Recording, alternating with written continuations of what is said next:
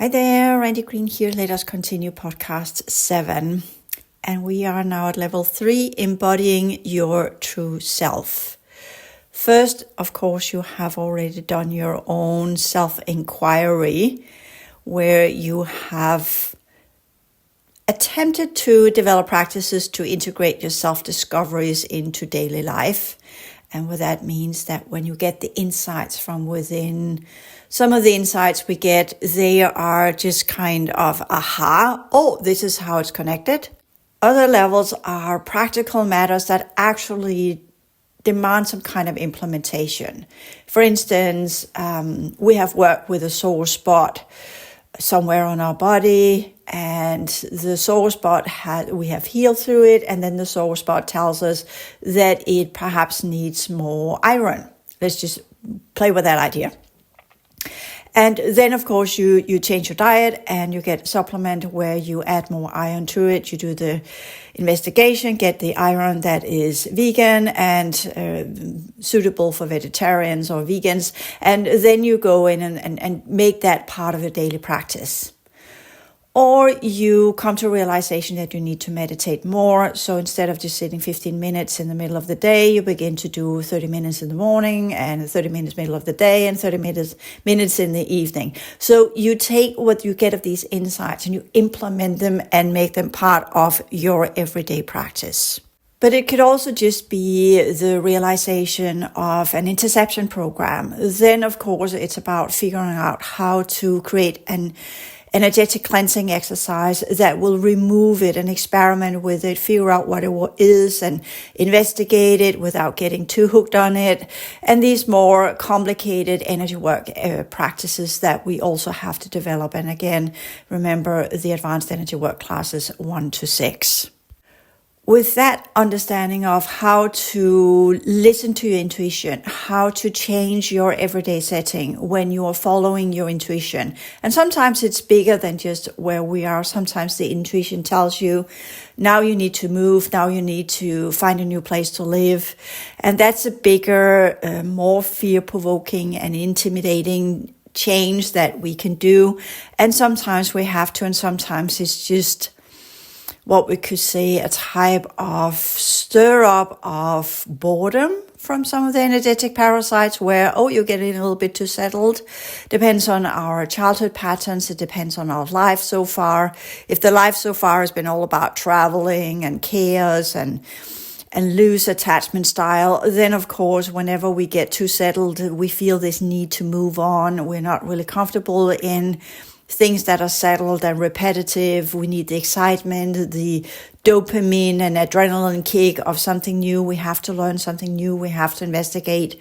Similarly, if we are working within a practice, how to consolidate and continue our work, and at the same time also invent new and find a balance between consolidation and invention of new ideas and new projects. So it's this weird balance between what gets stagnant, what must be renewed, what must be changed, what must be implemented, what must be put into effect, and what must just be seen as a kind of energetic stir up or an emotional stir up or a mental stir up due to old patterns of drama or old patterns of instability that then plays out as a part of both a pattern that is within us, a scheme that's part of our mental field, but also energetic parasites that are getting hungry for the drama or getting hungry for the disturbances or getting hungry for the changes that comes with living in a new environment.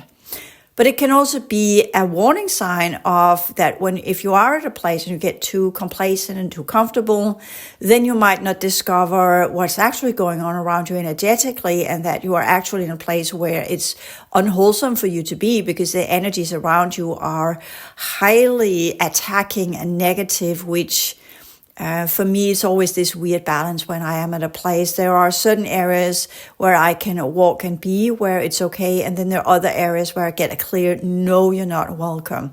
And sometimes I get pretty much what we call an energetic attack from areas where I'm not welcome. So I stop walking there. And sometimes the environment around me gets literally too, you're not welcome here, all depending on how I change and how I modify and how high I lift up in energy and what direction I go. Then the environment no longer is conducive and it begins to come entrapping, and it becomes too small, and I begin to feel pressure energetically that I'm no longer welcome. So for me, this whole being a little bit of an energetic nomad has become part of my everyday life. So the balance here is, of course, to figure out, have I now got so used to being an energetic nomad, so when I finally find a place where I can settle, then my energetic parasites are creating holographic overlay, dragging in previous dramas to make me feel that this is still there. I just had some experiences of that where here I'm really calming down, and then suddenly things I was dealing with 5 years ago suddenly pops up as if it's happening right now, and just kind of, okay, what's that about? But that's the layers that then gets activated. They have been perhaps cloaked due to the other drama, and now that drama has faded away. And we are talking about energetic drama that comes with, for instance, for me, moving here to the island. But prior to that, went 2 times to America. As I said, that was a bit of a different type of energy, a lot of ghosts, a lot of negative energy in different ways and forms, and including that the COVID that hit me hard, and onward and so forth. So in this, whenever we change environment, there's this process of the first 2 or 3 days, it's okay. And then reality begins, then it settles to your energies, and then you begin to align with it. Then you begin to see what's actually there. Then there is the matter of what you have in your field. And then there's the matter of what's going on in the external fields. And then that begins to go into an opposition dynamic. Some of it you can cleanse and transform, others you can't. And then there's this journey and this dance between what is possible to transform and what is not possible to transform. So that's also part of embodying our true self, in that understanding that what can I do and what's not possible to do. What is within my reach of power of energetic cleansing and what is not. What is externally tied to fields that are so much larger than me that this is not possible for me to engage in, and then just shy away, turn the other cheek and say, nah, that's too big for me. And that's part of the true self, knowing thy place and being true humble. What can I do and what can't I do? What is possible within my reach and what is not possible within my reach? And there's a lot of distortion programs that tells us we can more than we actually have the power to do. For instance, this idea of be at service for humanity.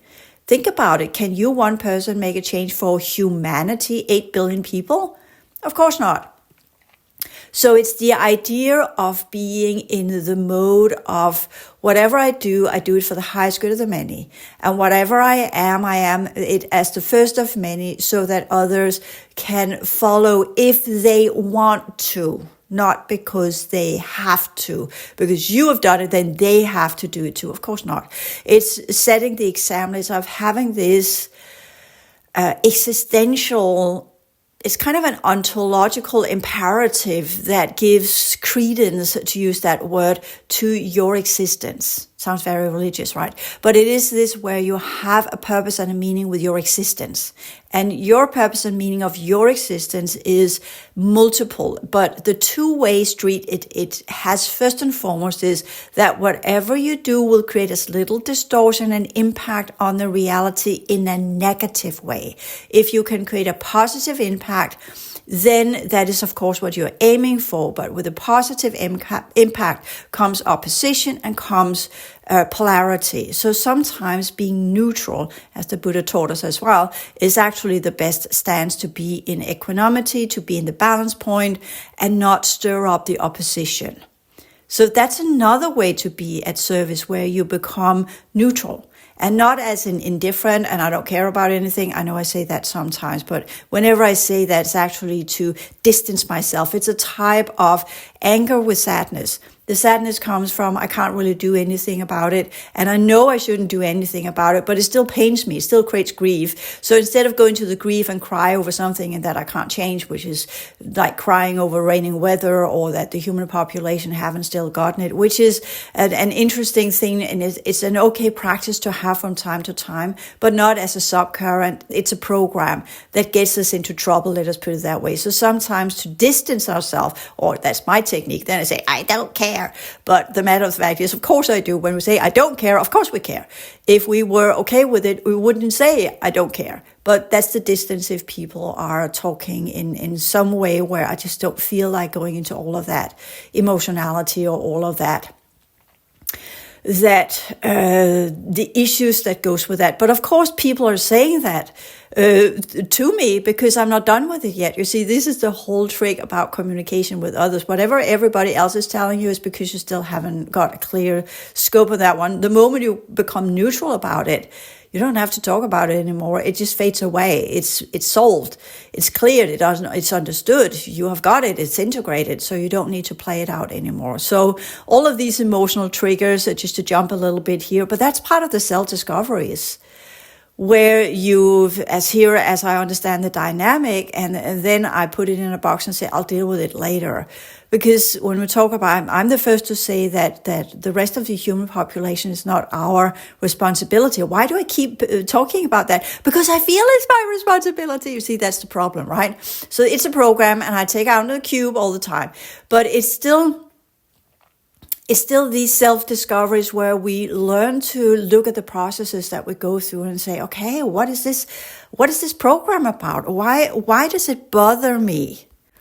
Why do I align with it? What is it that keeps me doing that? So I get into that situation where I either have to defend or explain or have some experience around it. There are certain things I recall when I was younger that kept popping up, and once I solved it, it just dissipated. It was no longer there. It disappeared.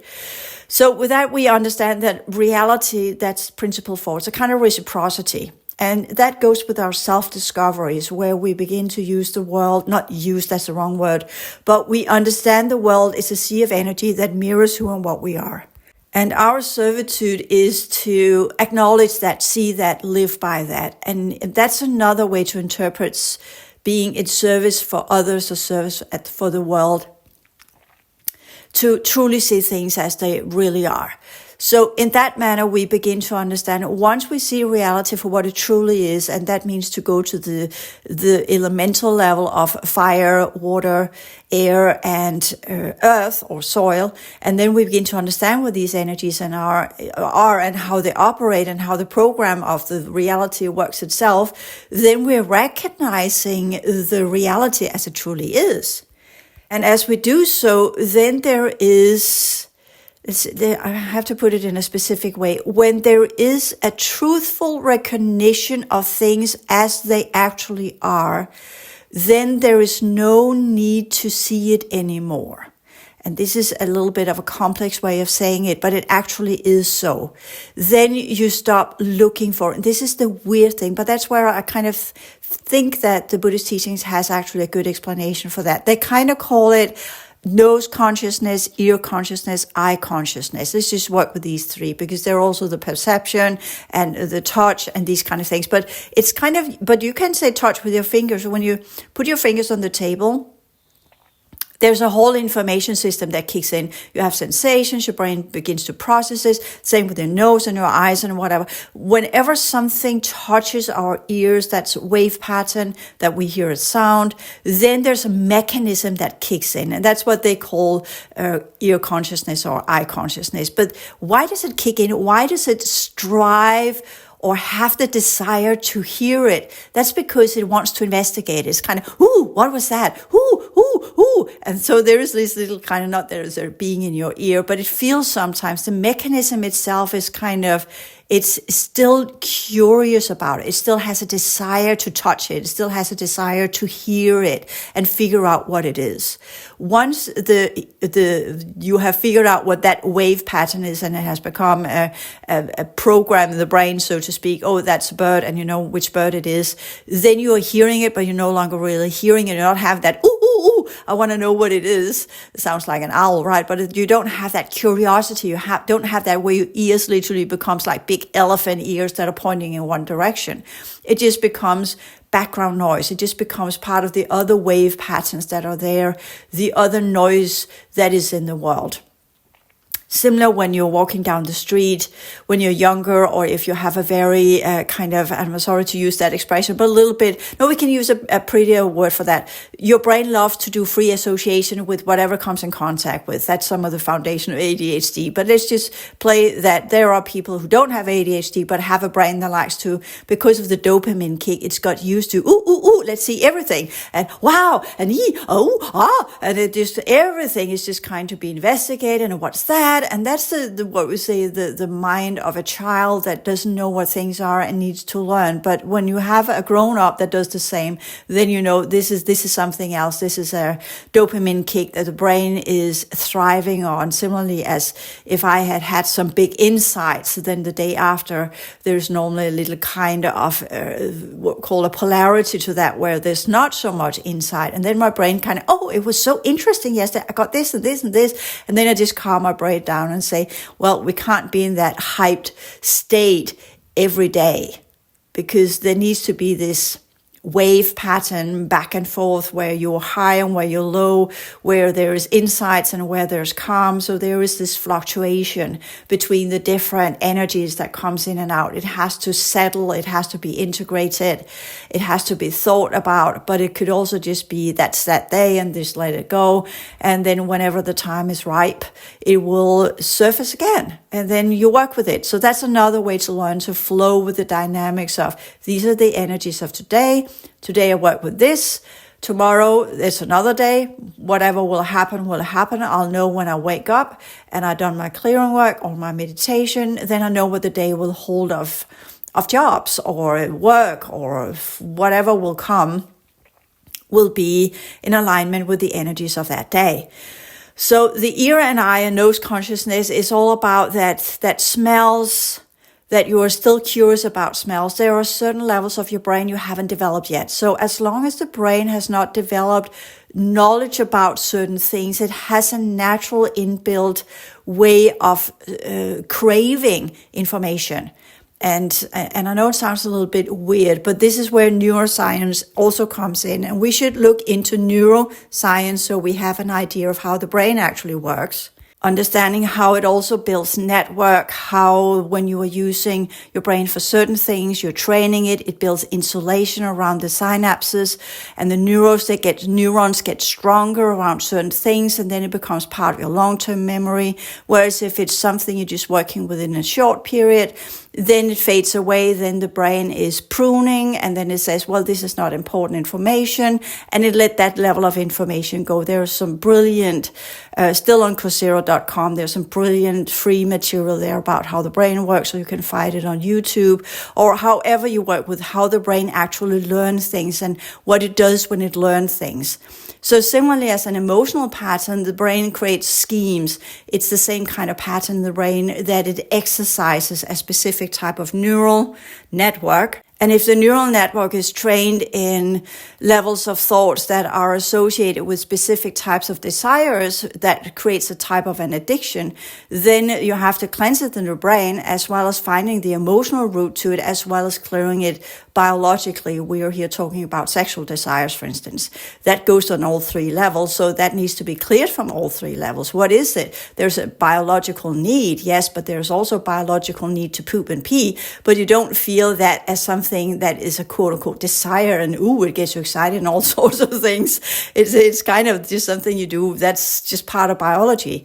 So if you can get to that neutral state with the desire energies, that's just part of biology, and just get rid of whatever is of energy there. And sexual energy is a type of energy that must be released from time to time as well, but without all of the emotions and thoughts and whatever that goes along with it, then you have made it into, this is just biology. And eventually, as you meditate, for instance, with these desire energies, the more you meditate, the more you cleanse, the more you are in equilibrium, the more you get in this state of more subtle energies, the more these denser forms of biological desires will cease, including the nose and the ears and the eyes and everything that goes with craving something. There will be a less craving. Taste will dissipate. Hearing will become more selective. Only what's important you will listen to, and what's not you will just weed out. Looking in when you're walking down the street will not, you're just there, you're seeing what you need to see so you don't stumble and fall, so you know where you're going, but you're not looking interestingly, craving information anymore. You're just there for the walking or the purpose of getting from point A to point B without having all of these experiences along the way. This is just how it is. You have already looked at it, you know what it is, and there is no need to crave more information about it. You don't need to deconstruct it and put it into bits and pieces like many male brains do, and how does that work and all these kind of things, because it's not that important. You can do that once and then you know what it is, and then you don't need to investigate it again. So that's in the practice of clearing and in these self-discoveries and lifting the energies, the curiosity becomes less. It becomes more curious on other levels of our reality, from the physical to the emotional to the mental. And then it goes beyond that. As we clear that, then we go into the other worlds, and we also there discovers that becomes every day. And then that also loses its interest. So see, in the end, once we work through all of these different layers, then curiosity, the craving for this becomes less and less. And that's a good learning lesson too, because that's a dynamic of reality. To learn that everything eventually will, as the Buddhists say, will either lead to this craving leads to frustration because you want more, you can't have, and suddenly when you have it, it's not of what you want anyway. So the craving in itself is some of the things we need to weed out. And self-discoveries can also become a craving. Oh, I need to discover this or that, whatever. So we learned that that there are different dynamics, different circles, or a kind of a cycle of things that pops in, that stirs us up, that we need to work our way through, we need to understand, and then we transform it, and then we let it go. And that comes with everything. And as we learn to do that with everything, whether it's hearing or seeing or sensing or discoveries or inner or outer or desires or biological or emotional or mental or whatever it is, then we learn that process of it pops in, we understand what it is, we investigate it, we work with it, we transform it, and we let it go. And then we become more and more cleansed. Our energies will become more and more subtle. And as they become more and more subtle, there will be other levels that runs the same cycles. And that's where, for instance, the practice of the 8 jhanas. Not that I'm going to teach you how to do that. You can look that up yourself. But that gives an exemplification of this. You go through more and more subtle energies, but you have the same cycle that goes in. First you have this, let me explore what that is. And then eventually it just fades away and becomes less important. And then you don't crave it anymore. So the path of cessation is all about that cycle of whatever pops up, investigate it, work with it, understand it, become part of your knowledge base, then transform the energies, then disconnect from the patterns, erase the patterns, let go of what it is. It's no longer important. If you need it, it will pop back up. You can then train yourself. But it's not in this constant craving of what does this world hold of mysteries. It more becomes as self-discoveries are a way of completing the cycles of this world and the programs that it holds, so that we can disengage, so that we can see things as they truly are. And with that knowledge of seeing things as they truly are, we can let it go. See, that's the whole point. The moment you know exactly what it is, you can let it go, because first and foremost, you're no longer curious. Secondly, you have understood it, becomes part of your knowledge base. And then you can see, well, it fits that part of my life, or it is suitable for that type of energy, or it works within that context. But it's not that it has to be superimposed on everything. And that whether it's emotional patterns or thought forms, here I'm more working with thought forms when we talk self-discoveries. That's mostly in the processes of the mind and the narratives that we create in the cognitive scheme.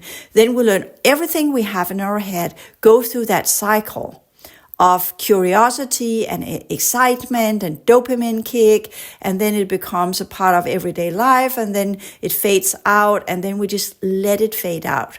And without grief and without clinging on to it and without saying, oh, without that, I have nothing. And discovering the energetic parasites in our mind field. There are 5 levels in our mind field, so there's plenty of fields there to go for. The first 3 are the normal brain processes, and then artificial 4th and artificial 5th dimension.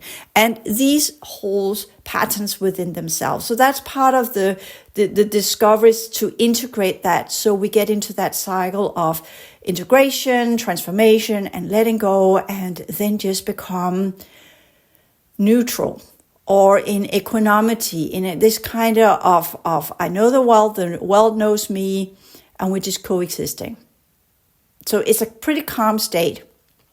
It doesn't mean that you no longer can appreciate what is out there, but it doesn't excite you to the same degree. I can look at nature. I know how I used to feel about nature, but now nature is just nature. I know how I used to feel about the ocean, and now I live here. I'm surrounded by ocean, but it's not that important anymore, because whatever I needed from the ocean, in a way, I kind of got when I was in Australia, which is interesting. I had my whole ocean exploration going on there.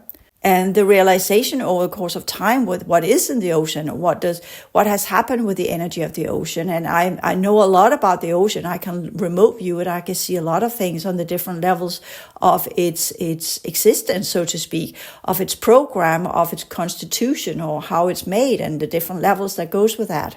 So in that way, so once we know what it is, we are no longer so curious about it. It no longer comes as this craving or this mystery that must be solved. We know what it is. At least that's how it works for me. I can only say this is how it works for me. This is how I am put together. But I assume there might be some to it for other people as well.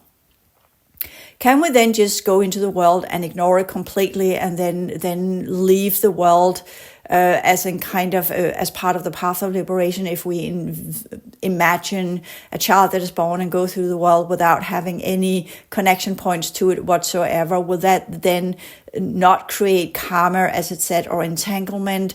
And with that, there are no cravings, there are no nothing. Then we have a little bit kind of the autistic children, for instance. Is that a way to get into biology, get into a form, walk through a life without having any connection points whatsoever? Only be in your inner world, which nobody knows of. Is that a way to get around the karma on this planet? And the answer is, I don't know. I don't know.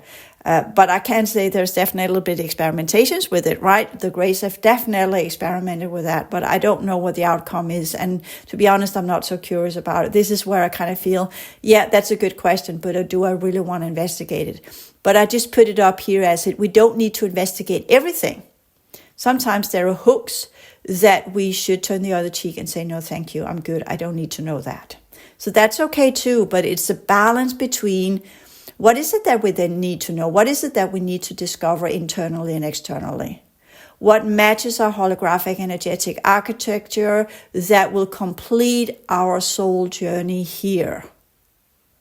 Okay, that is what we are to investigate in essence. That is what should drive us to the investigation, what we have not yet completed and what we have of unfinished business that is in alignment with our original blueprint. Once we begin to understand, this is what I'm doing here, this is my journey, then we can begin to learn to maintain energetic boundaries and stand in our authenticity. Because then we kind of know who and what we are and where our boundaries are. But as long as we don't know that, we're a little bit like a leaf in the wind. We don't really know, is it mine or is it not mine? So we have to go through the different stages of figuring out, this is not me, this is not me, this is not me, this is not me. And then ask the question, then what am I? Who am I? What is my core blueprint? What is my core self? It doesn't go with discovering, oh, this I am. No, it goes with discovering what you're not. So I'm not this. So that's the first way we begin that. And then as we learn and say, no, I'm not that, then you can create a kind of energetic boundary as a kind of, I'm not that, energetically. And that becomes a kind of a wall towards that level of reality, even though that we can get a lot of invitations and sometimes we we bend and we get excited and we engage, and then we get entangled, and then we have to complete it and figure out what it is. Once we're in the net, we have to figure out a way to get out of it. And as we do that, we get even further more entangled, and we begin to create distortion or karma. And then it gets more complicated and onward and so forth. And sometimes in that situation, if we've got into a spider web or something that's not really ours to investigate, and in that there are no solutions because it's actually not in alignment with our true energetic constitution, then we get really entangled. So there is no solution. No matter how much we transform, we will never complete, because we are in some kind of reality that is dissimilar to everything we are. So no matter how much we get the insights, we don't use the right tools. You see, what is truly yours to engage with and clear out will have a root that's part of your energy system. Once you work your way through the layers, you will get to that root, and then you can disengage, and then it will fade away and cease to exist. But if you get entangled in something that's not yours but built by someone else, that's why I use the spider web, then you get more and more entangled. And then there's only one solution, and that is to stay completely still. That's where meditation and mindfulness comes in, to quickly learn this is not me.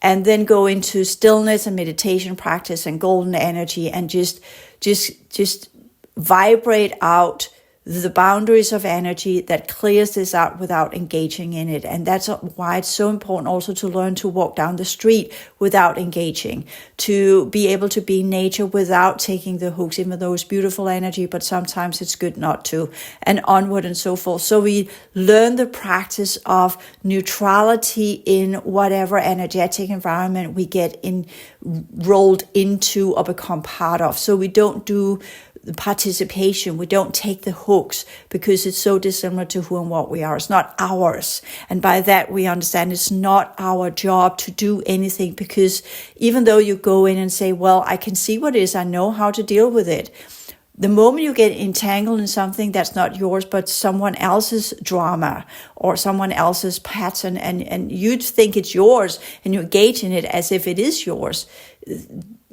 you can't get the right reading of it. The information system will not match. It's like trying to solve a program where you don't have the right solutions. It's like trying to solve an equation where the laws of how to solve that equation doesn't add up with the mathematical laws you know. So I hope you understand what I'm saying here. And that's why it's important to learn when to engage and when not to, when to walk away, when it's not yours, even though it calls for you, it entices you like a meat-eating plant. It smells delicious. It has all sorts of signs of come this way. Then it's an energetic triggery that will get you entangled in a web that's not yours. So therefore it's important to learn, and we learn what is ours by our mistakes, unfortunately. So we get entangled into things we shouldn't have got into, then we learn, we process, okay, what was it that got me entangled? Why was it that I was drawn that direction? Why was it that I couldn't put up the boundary? And then we actually work with the root of why don't we have that energetic boundary? What has happened? This life, past lives, somewhere else? Why can't we put up that boundary to say, this is mine, this is not mine? This is something I should work with, this is something I shouldn't work with. And of course, it's easy. It goes with the enslavement program in its core construction, that it's built so we get entangled with things that are not ours to deal with. And by that, we create distortion. By our very existence, we create distortion because we're living a life we shouldn't live. We are part of an environment we shouldn't be part of. We are going to work in a constitution we shouldn't do, and onward and so forth. So all of this leads to processes where we get to the root of, okay, what was the original pattern that this reality now mirrors in a very distorted version? The whole spider web pattern, someone builds a kind of a web you get entangled in. So what's the world beyond the web? What is it that we were supposed to do here? How was it that we were supposed to develop our own sovereignty? And what does it mean to create sovereignty in a progressive world? That means to transform all energies to the highest purity rate, to the highest standards, and to the highest progression rate, as we talked about in the progression sciences. And with that, getting that understanding of completion and understanding the cycles of energy of this reality and what we're here to do. We are here to complete. We are not here to build worlds. even though this enslavement program entices us to keep building in it. It's like a computer program that never ends, because the more we build in it, the more entangled we get into it. So that's part of also understanding of when to stop building, but actually contributing without building. And that's another challenge that we have inside this reality. How do we contribute to this world without energetically building more to it? How do we add to this reality without upholding the enslavement program? How do we go out and facilitate the path of liberation or the subsidiary timeline without engaging further on the main timeline? And that's part of where we engage in a whole new project altogether, where we say there are dynamics of rise and fall of civilizations. And right now, our planetary civilization has gone into its fall dynamics. And then there are certain things that kicks in as part of the completion cycle. There are new timelines, and here the subsidiary timeline that tells us how to get out, how to still build in this world without becoming part of it. That's the subsidiary timeline, and that's why it's important that we learn to follow the energies and the instructions of the subsidiary timeline, as we have talked about in both the energy construction work course material for free and the facilitator course material. With that, we then also understand, okay, there are clearly certain dynamics that goes with the true discovery of selfhood, where there are these weird dichotomies of self-discovery into not discovering anything anymore, but having learned and known for ourselves what is there, and by that can let it all go, because we no longer crave it as a dopamine kick of understanding that makes our ego structure feel so and so and whatever's going on. And then there are the energetic boundaries and standing in our authenticity, where we learn actually to still contribute to the world without becoming part of it, where we learn to fly free but not getting wrapped up in some spider web, where we are no longer contributing and building to the enslavement program, but are disconnecting but still contributing in ways that are assisting others on the path. And that's where I suggest the servitude as a kind of consultant or mentor or facilitator, someone who facilitates processes more than actually building from the reality itself. So we are facilitating and building and transforming on either the emotional level or the mental level, and with that avoid the more heavy biological level, the more what we call a denser form of energy that entangles us in physical reality, except from what we need to do to keep our everyday home in a suitable state. And that is what, in my opinion, has been twisted into when we go to monasteries of Buddhist monks, for instance.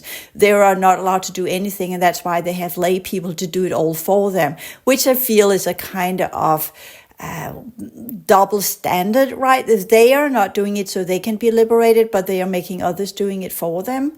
And I am pretty sure that that gives you karma as well, as in, oh yeah, we are not allowed to eat meat, but we let other people kill it for us, and then we can eat it as an offering. No, you can't. And so there are these double standards that have sneaked in here and there, and it is complicated when you are in the world and you're trying to disentangle from the physical reality. How do you put yourself and how do you arrange yourself in that situation? And that's where the ideas of more and more subtle energies come in. You change your food to become more and more subtle. You change your vibration of your food to become less and less. You put less and less effort into it. You have less and less desire around your food as well. It just becomes nutrients that you have. And in the end, you could just end up eating a pill or just do a smoothie or whatever that holds it all without having any specific flavor or anything. It's not self-punishment. It's just that the interest of food lessens. So you eat less because you are not entangled in physical reality on that level either. So everything kind of fades away and become less and less. And for me, that's the right approach to go around this, not to still eat like a crazy person in 1 or 2 meals a day or not producing it yourself, but get lay people to produce it. So you can see I'm kind of, when we talk about the monasteries, I'm not in alignment or in agreement with how they practice it, because I think that's a kind of double standard. That's the best way I can put it. And then I put it in a very nice way. So with that, I also say that's not me. That's not for me. I don't feel that's the right approach. And then I have to figure out what my approach is, and that's here what I'm sharing with you. And they can say they are the same with me, that that's not for them, and they do what they do. And I'm not saying one is better than the other. I'm just saying we have different ways of going around this. And saying this is not me and then explaining why it's not me is not the same as slandering them. Or there is still I have a little bit of anger when it comes to the monasteries and what they are today. But that's the anger of that one is, if I am to work with it and clarify it, is this sensation of delusion I feel that's around it that kind of goes against the original practice. And then that drives me into saying, what is the original practice then? And then I investigate it. And then it all comes down to what's the root of that. And the root of that is my own disappointment in my previous lifetime, where I got captured and died that horrible death. Because technically, according to the laws of karma and everything I had done in that in previous lifetimes, it shouldn't have been possible. So you see, that's where that anger comes from. And then it's projected because I can't do anything about that, but I can still project it into something that's going on now. And that's part of the human psyche. But that shows me I'm not done with it yet. So I have a process there of just letting it go and acknowledging this is how they do it. And that's fine. That's their path. That's their journey. And settle with that and find equanimity in that and not respond to it emotionally. And then draw back the anger and draw back the resentment and put it in and say, well, I think it's about time I let that go and forgive myself for whatever happened in that situation. I worked with it so many times. There's so many layers in it, and just let that one go. And then I discover it's because there's a dark entity there that wants that energy constantly, as we talked about, that got merged in my time of death. And then I can begin dissolving that, which is a little bit more complex because it's not ready to go either. And with that, I can clear out layers, and then it recreates itself. It's like a virus in a computer. If you don't get all levels of it, it keeps recreating itself. So it's a process, it's a journey, but the realization of that to begin with can then withdraw all projections and withdraw all emotional transferring mechanisms, pull it right back in where it belongs, and then work with that chip on my left shoulder where that little thing is sitting, and just put it there, and then begin to say, well, you have to go, but that thing is mechanical, so it's part of the AI machine was. So begin to see, then I investigate that further, and then it's not mine, so I still haven't figured out how to deal with that. And in a way, it's like then the only thing I can do is I can change my environment entirely in my own body, not respond to the energy vibration it sends out. And eventually it will no longer have any environment where it can exist. It will no longer draw in situations in my surroundings from where it can feed. So that's another way to work with things that are not ours. Again, go into stillness, not responding to the hook, and then create an environment where these things can no longer grow. But that doesn't mean we ignore it. It means that we're seeing it for what it is, and we know how it operates, but we also know this is not possible to deal with head on. So how can I deal with it? What is the right technique here? And then develop a technique where we build around, and then eventually we can uproot it because it no longer has soil or an environment from where it can thrive. So that's another way to work with things that are not really ours, but it's still stuck in our field due to different situations that we have gone through where we did open up our field and it did create a nodal point and an access point. And with that, we need to find a way to shut down that access point so it can no longer spread a net or a root web into our energy system from where it can create different situations. And that's the core essence of many energetic parasites as well. So it's the same lesson. This one is just in the third dimensional type of energy. So it's even older than the fourth dimensional reseeding energetic parasites and the TEGs and what have you, and the fifth dimensional cubes from Atlantis. So we have these different levels. We know what it is, and we can get impacted by it to some degree because of our reality. And then, of course, there's to develop practical strategies to navigate life with greater self-awareness and clarity. And that goes with what I've said here, is this understanding foundationally that our existence is about clearing unfinished business, see things as they truly are, get to the midpoint of all all possible energetic exercises where we learn in neutrality and balance and harmony to investigate what it is, not get further entangled, know what's ours and what's others, investigate it, unfold it, make it clear what it is so we can get to the root, and by that uproot it and remove it from our field, and then become a being of more and more subtle fields from where less and less what is in this world can take root. Sometimes it's a good idea to say clear no and turn the other cheek. Other times we can't just subdue it or ignore it and think it will go away by that. And that's the level of discernment that goes with that awareness and clarity of mind of how to do this. So that's a long-stand practice that we are to learn when we're embodying our true self. All these dynamics first of what is the foundation of actually embodying our true self. That is the self-discoveries and knowing what to look into, what not to, the whole cycle of investigation that leads to cessation and letting go. And then the energetic boundaries and standing our core self energies and vibration of this is our work, this is our energy system, this is what we're here to do, and not to all of the other programs that are going on. We can then look at them and say they no longer have our interest because we know we're here to complete, and by that disconnect from this reality and move beyond. And then the strategies to navigate life with that awareness and clarity so that we are still being kind to whomever and whatever comes into our field, but we're also aware of whatever comes in our way. Is it something that we should learn from? Is it something that we still should investigate? Or is it just something that is there thrown in as an otherness that wants to create a web and invite us into an entanglement? And we say, no, thank you, because we're not interested. What is it? Is it something that we still get engaged with because it's a craving? Or do we get engaged with it because there's a wound? Do we get engaged with it because there's an entity? Do we get engaged with it because there's a pull, etc., etc.? That's the clarity that comes with the understanding of the self-investigative practices that we are doing in meditation, in contemplation, and in energy work, and in clearing work. And energy work is kind of more what we call healing, and clearing work is where we learn to figure out what it is, get to the root, clear it out, transform it, evaporate it, and transmute it, and let it go, and transcend it, as we talked about in the transition sciences and the energy work classes. And with that, we learn to live like that. That is how I live my life.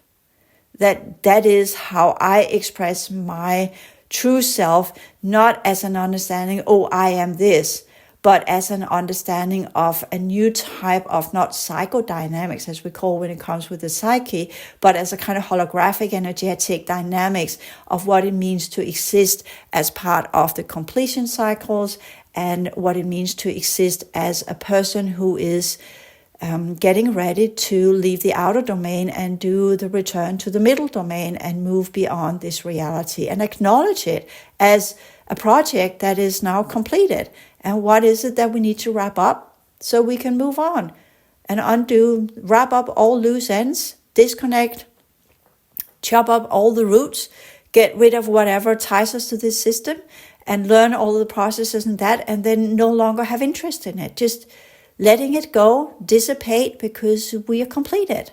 So the completion is not about in anger saying no. The completion is when it no longer comes our way, it no longer has our interest, and we're no longer craving it, or we're no longer drawn to it, or it no longer pops up, because then it's completed. We have learned what we needed to learn, and we have disconnected, and we see things as they truly are. And with that, there is no longer a need to explore it. There's no craving, there is no transfer, there is no unfinished business. It just is what it is. And then it becomes kind of invisible. You see it, but you're no longer engaging. You understand it, but you no longer need to think about it. You are there, but you no longer engage in it. And you exist, but you no longer get disentangled. And that's part of embodying our true self when we talk about the energetic dynamics that becomes part of our three lower fields. And with that, I'll end this podcast. Thank you.